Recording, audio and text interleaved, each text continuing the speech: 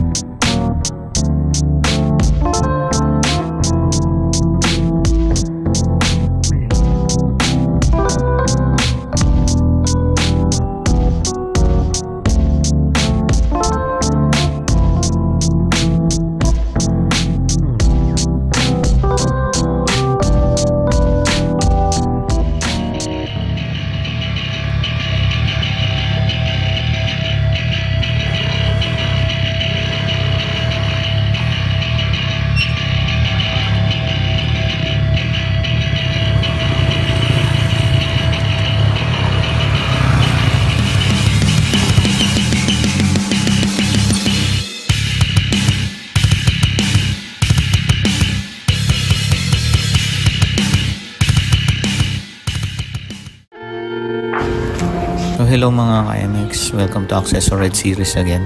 Today, share ko sa inyo itong bagong item na nabili ko for upgrade para sa ating MXi. Ang USB car charger na may dual socket outlet.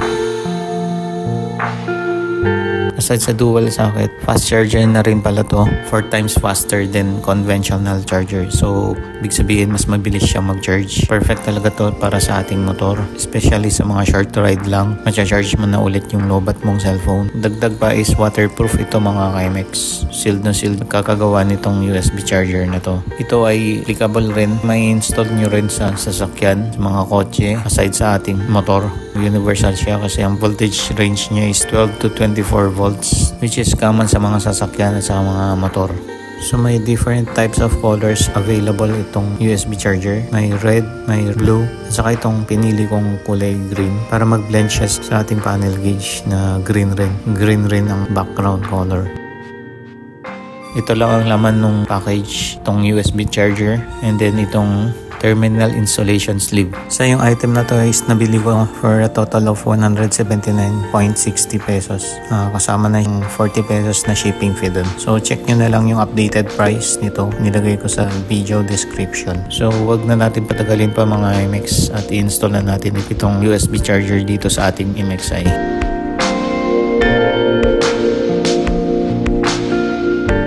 So una natin gagawin mga MX bago natin install ang USB charger. Uunahin muna natin tatanggalin ang battery cover.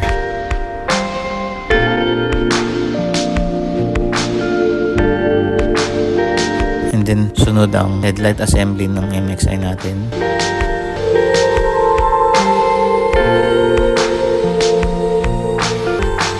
Pagkatapos natin tanggalin ang headlight AC, sunod na natin mamarkahan kung saan natin ilalagay, i-install ang ating USB charger. Para dito sa MXi ko, pinili ko dito sa may left na pocket ng MXi ko para tapat sila nung cellphone holder na in-install ko dito sa side mirror ng aking motor.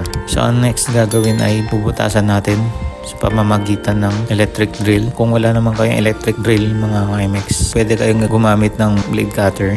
Just make sure na safe yung paggamit nyo nito. Kung maaari, gumamit kayo ng safety gloves. So pagkatapos barenahin mga MX ay lilinisan ko lang to.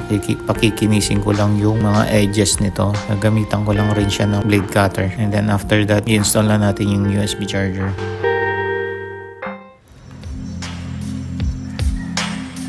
Take note pala mga MX, ang saktong position nitong butas na ginawa ko ay mula sa taas ng fairings. Meron siyang space na 30mm para saktong-sakto siya at hindi siya babangga dito sa signal light mula dito sa headlight AC ng MXi.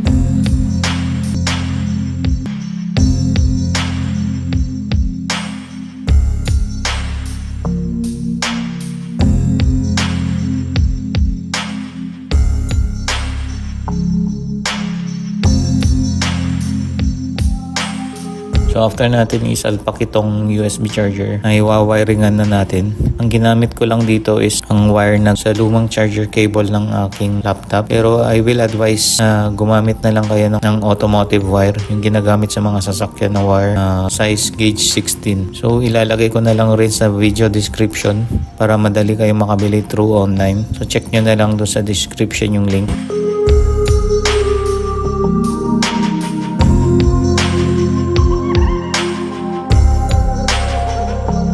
So ito mga Kimex, kung saan ko itatap itong USB charger is itatap ko siya sa accessory wire mula sa ignition key. Yung wire na papuntang digital voltmeter na in-install ko dun sa panel gauge nung nakaraan. So check nyo na lang rin yung link descriptions kung paano ko in-install yung digital voltmeter sa panel gauge mga Kimex. So going back mga Kimex, mula sa wire ng digital voltmeter sa positive wire papunta sa positive terminal ng USB charger at negative wire sa negative terminal ng USB charger. For safety reason mga Kimex, lagyan nyo na rin ng fuse, 10 ampere na fuse or lower. Ilagay nyo siya sa positive terminal or positive wire ng USB charger para dagdag na protection para sa linya ng ating motor. Sa pagte-terminate ko ng wire dito sa ating USB charger, inabuti kong i-integrate na lang sa pamamagitan ng soldering gun at tingga. Sa pamamagitan nito, maiwasan ang any loose connection.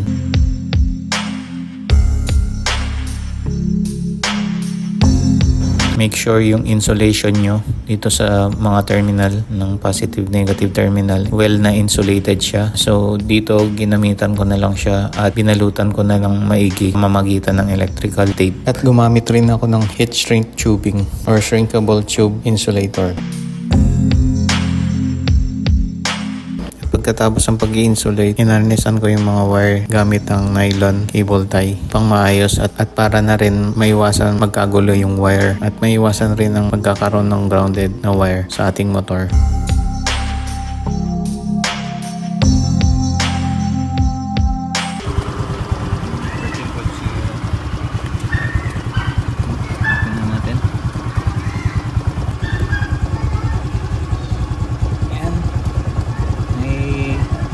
Siya.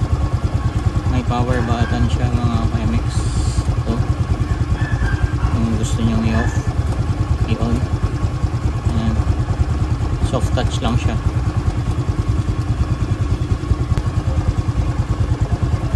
Saksak na natin.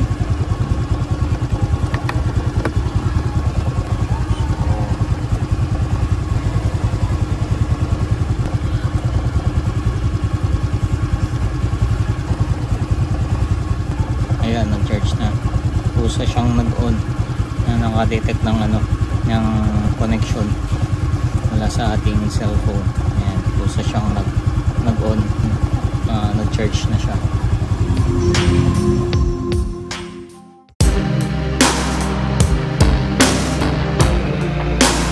Thanks for watching our latest video on the Accessorite series. If you enjoyed watching our featured video vlog, please do not forget to give us thumbs up button just below this video, and you might consider to subscribe. Just press the subscribe button to get updated and get the latest video from Thopways. And for more Thopways, you may check and follow us on our social media platforms across the web. Once again, thank you for your time spent to support this channel. Your simple clicks are big contribution to make and continue Thopways to share knowledge, skills, interesting content, and good vibes. Till here, always ride safe Kimex, and see you on the next vlog. Bye!